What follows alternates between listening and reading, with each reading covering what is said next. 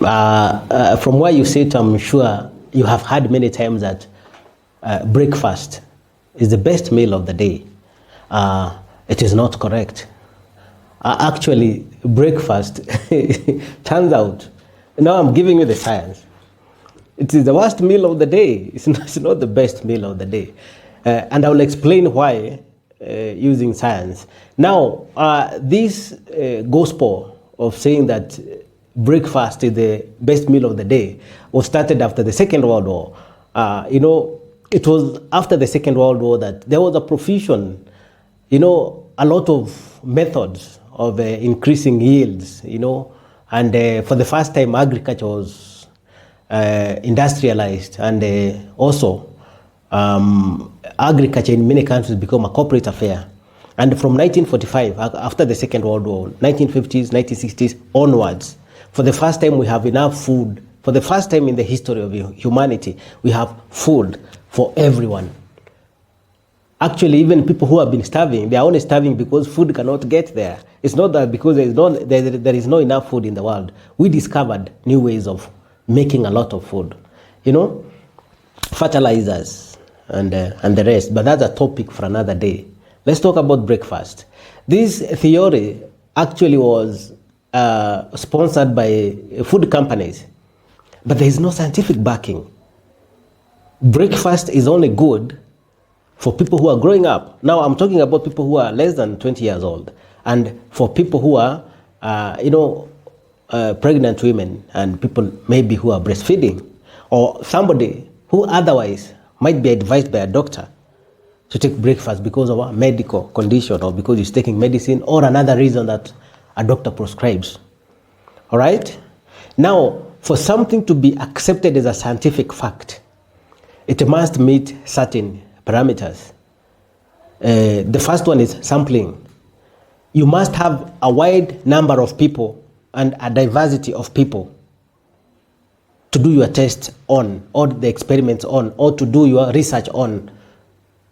Okay? The second one, it must be, the kind of research that you do must be repeatable. Because what we do, if a scientist discovers something new, it must be peer-reviewed by other scientists. So you need a methodology that is repeatable, okay?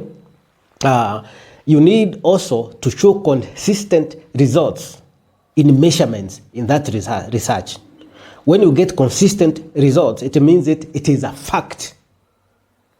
And if lastly, when you make a claim, like for instance, telling us breakfast is the best meal of the day, you're telling us as a scientific fact. Because now you're talking about biology. It must be verifiable. And the people who used to forward this theory, they have not met any one of these conditions. But the scientists, when you go now to the science, it shows that actually it's the opposite. Breakfast is not the best meal of the day. Now, let me take you back to evolution. I know that there are some people, maybe some of the listeners, they don't accept that we are in the process of evolving, because when you look at the DNA, I'm a geneticist, that is what I study. Now, when you look at the human DNA or the DNA of any animal, it is a code with more than 3 billion letters. Now, that is the code of life. DNA has, we don't even have to go back to Charles Darwin. Now, DNA has enabled us to track where we come from. It is all there. Nothing has ever happened in humans or in any animal that is not coded in the DNA. So we know that the evolution of species is a fact. And we are not even the finished product. We are still evolving to what? We don't know. So the beauty of science is that we only deal with what we know. What we don't know, we don't dwell on it. Maybe another scientist will come back in the future. Maybe we'll have scientists who can explain to us. So science grows by, testing what we know and then leaving it at that. And then the next generation will forward to the next step. What we found that breakfast is the worst meal of the day. If you look at the markers of aging, if you look at metabolic diseases, if you look at everything that causes what we call lifestyle diseases, it points to the fact that you need time to stay without having glucose in your body. Now, if you want to have 16 hours without having glucose in your body, the only meal that you need to skip is in the morning. Because when you take your meal, dinner or supper, whatever you call it, at 9 p.m. or 8 p.m., that means all that period that you are sleeping, you're in a state of fasting.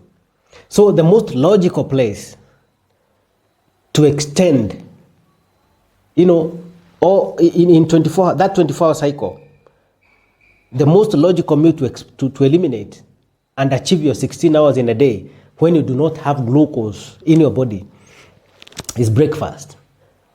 And this is backed not only by scientific fact, but also if you go back to in anthropology or the stories that we have, that have been passed to us from our forefathers. In most of our existence as humans, and even when we were not Homo sapiens before, those millions of years, and even when we became humans, human beings have not been taking breakfast. Why? We have spent most of our time as human beings as hunters and gatherers. When you are a hunter or gatherer, that means you don't eat in the morning. You wake up in the morning, you go to look for food. We never used to store food. You go to look for food. So in the morning when you wake up, you do not have something to eat. You have to go out and collect food or go hunting. You cannot reverse 3 or 4 million years of evolution through a commercial advertisement that breakfast is the best, or maybe trying to change people. Now, I'm not saying that you should not take breakfast. This is for educational purposes. I don't take breakfast myself. Actually, all the scientists I've worked with, the people who are in this science of aging, gerontology, they don't take breakfast because they know breakfast is not the best meal of the day. During all the period of our evolution, we used to eat in the afternoon. So the best time to eat is from 1 p.m. going up to 7 p.m. We also never used to eat at night.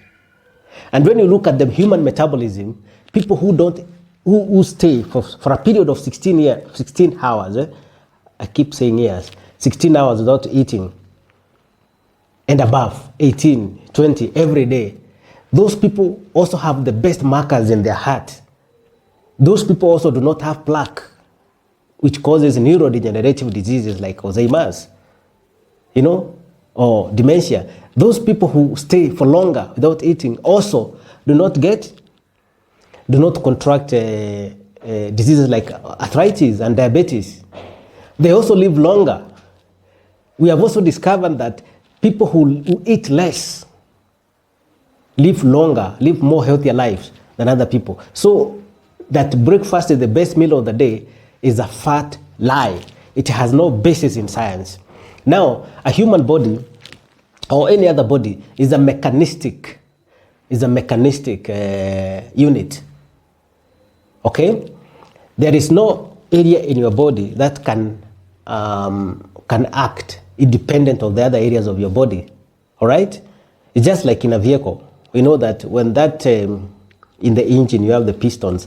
When fuel burst, the fuel petrol explode in the combustion chamber, what happens is that it pushes the pistons down, and the pistons, what they do, they crank the crankshaft, and the crankshaft then drives the drive shaft, and the drive shaft drives the axles that drives the wheel. So you see, it's a machine.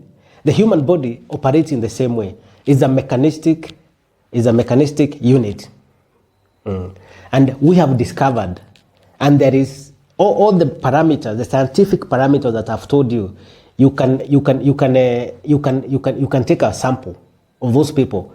You can repeat that experiment in another group of people and have it reviewed, and you'll get the same results. You can get consistent results of measurement from these people, and you can verify through those methods that breakfast actually is not the best meal of the day. It's not the best meal of the day, especially if this breakfast has lactose We drink lactose every day. People drink lactose every day because lactose is a what do you call it? Is a sugar found in milk. Okay, gluten, anything that is made of wheat. People take it every day. You know, most of us are gluten intolerant, and of course now you add sugar, you know, which is glucose and fructose. Because table sugar is made of glucose and fructose. None of that is good for your health, especially in the morning. Now, most of this burden, you know, we have a big burdens of diseases, lifestyle diseases. You know, from cancer to dementia to arthritis to diabetes, there are so many. The current burden that we're having of all these kind of diseases is because of eating all the time, starting with breakfast. The human body is not designed to eat in the morning. That is a scientific fact.